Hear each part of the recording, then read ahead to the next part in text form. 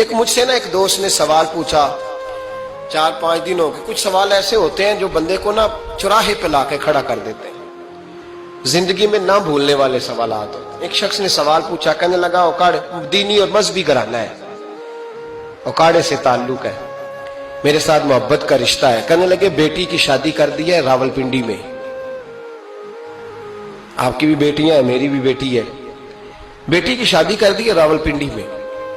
اب بچی چند دن رہنے آئی ہے, پوچھنا یہ ہے کہ نماز پوری پڑے گی کہ قصر پڑے گی. تو میرا تو اس نے کام کر دیا, حد ہو گئی, رو رو کے برا حال. میں نے کہا یار تو بند کر دے فون, رات کو بتاؤں گا. کیا پوچھ لیا یار تو نے؟ بیٹی مسافر نہیں ہوتی, بیٹی تو مہرانی ہوتی ہے باپ کے گھر کی.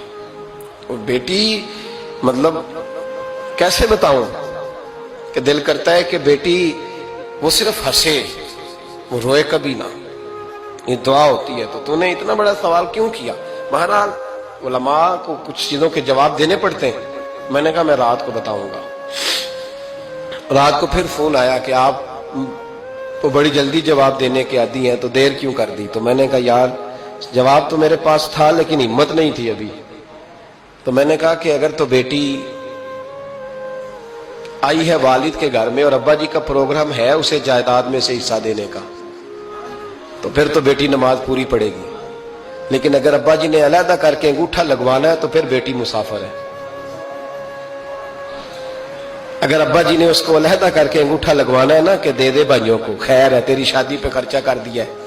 اگر ابا جی کے دل میں نے کہا یہ ابے سے فتویٰ پوچھ لو, اگر ابا جی کے دل میں چور ہے نا کہ بیٹی کو دینا کچھ نہیں, تو پھر بیٹی نے نماز قصر پڑھنی ہے. اس لیے کہ پھر وہ وہاں حصے دار.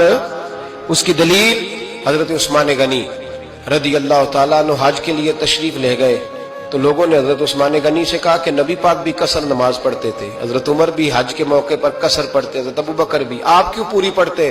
فرمایا ان کا مکے میں گھر کوئی نہیں تھا, میرے تو پورے کے پورے باغ ہیں, تو میں یہاں مسافر نہیں ہوں, میں یہاں مقیم ہوں. تو اگر تو بیٹی کا حصہ بھی ہے ابا جی کے گھر میں تو پھر وہ نماز پوری پڑے گی. لیکن اگر ابا جی نے اللہ تعالیٰ خیر فرمائے بیٹوں کے حق میں فیصلہ سنا دیا ہے اور انہوں نے بیٹی سے کہہ دیا ہے کہ چھوڑ, جو بیٹیاں حصہ لیتی ہیں ان کے بھائی نہیں ملتے تو نہ ملے بھائی, کوئی عرض نہیں.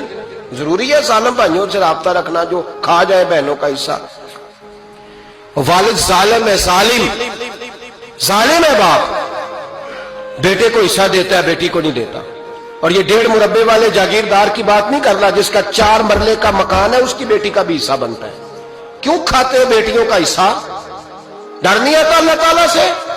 کیوں کھاتے ہیں لوگ بیٹیوں کا حصہ؟ جب اللہ رسول نے رکھا ہے تو کیوں کھا جاتے ہیں؟ اور پھر کہتے ہیں جناب